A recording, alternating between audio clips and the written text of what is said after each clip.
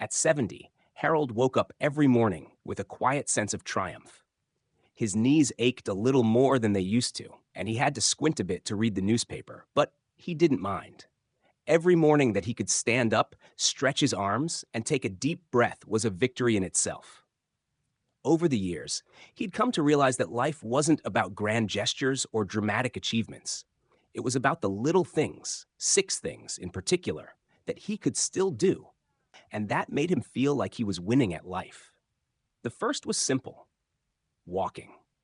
Harold laced up his old sneakers every morning and set out for a walk around the neighborhood.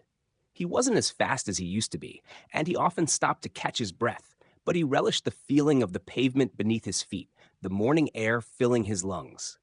He waved to neighbors, admired the flowers blooming in their yards, and let the rhythm of his steps clear his mind. Walking wasn't just exercise, it was freedom. It was a daily reminder that his body, though aging, could still carry him through the world. The second was cooking. Harold had always loved to cook, and now that he had more time, he experimented with new recipes, savoring the aroma of simmering stews and freshly baked bread. He cooked for himself, yes, but also for the friends he'd made over the years. Every Saturday, he hosted a simple lunch, inviting a handful of neighbors. They brought salads, desserts, and stories, filling his kitchen with laughter and warmth.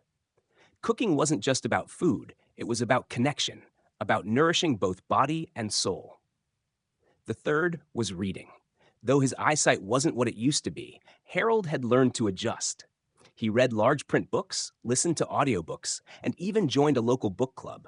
Stories had always been his escape, his way of traveling beyond the confines of his small town.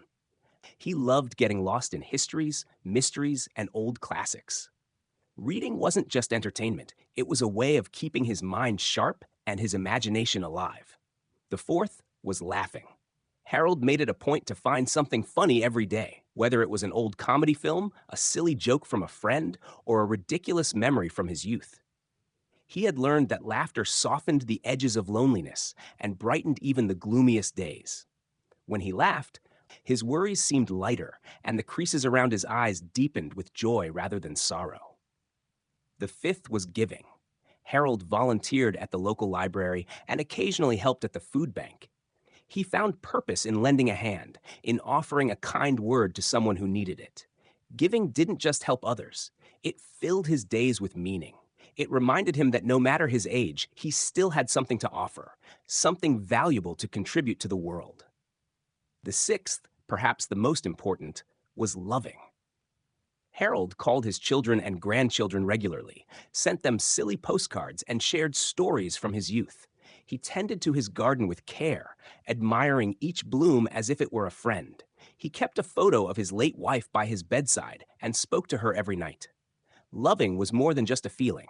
It was an action, a commitment to staying open-hearted and connected to the world around him.